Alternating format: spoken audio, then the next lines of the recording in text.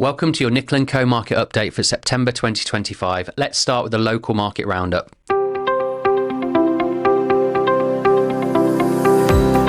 Summer is often seen as a quieter season for property, with holidays, school breaks and seasonal distractions keeping buyers and sellers away.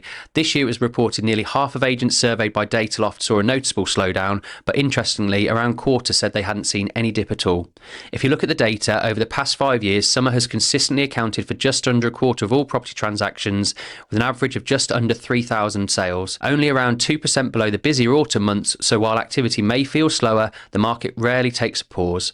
Even in the so-called quieter months, the movement remains steady. Turning to lettings, the average rent in Worcestershire has risen to just over £900 per month, a 7% increase compared to the previous year. Flats, which make up just over 40% of the rental market, average around £770, while houses making up just under 60% average just over £1,050. Breaking it down further, in Droitwich rents climbed by 8% to an average of just under £900. Malvern saw growth of 6% with an average rent reaching just over £1,070, and Worcester's average rent now sits at just under £900, a rise of 5%. Looking at sales transactions over the past 12 months, the WR postcode area recorded just under 3,800 sales, a 13% drop compared with the year before.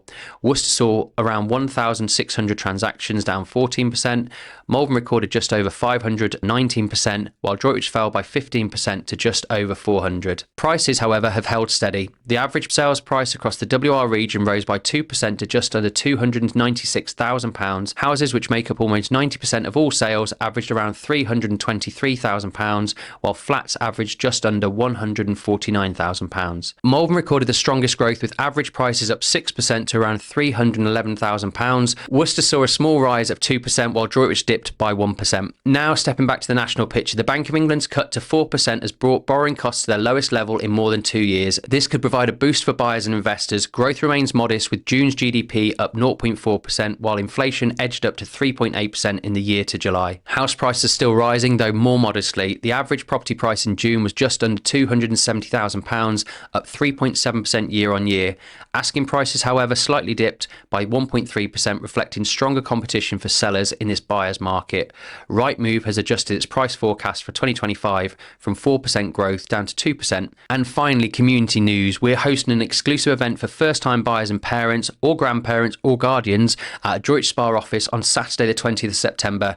Experts from Nicol Co and Mindful Financial Planning will be sharing advice on releasing equity to support a deposit, understanding credit checks, getting mortgage ready, along with making some smart investment choices. We want to talk about generational wealth and helping first-time buyers get on the ladder now or in the not-too-distant future. It's free to attend, but spaces are limited, so reserve your place by emailing marketing@nicolandco.co.uk or send us a direct message. That's your September market update. Feel free to save it or share it with a friend or a family member. Thanks for watching, and we'll see you next month.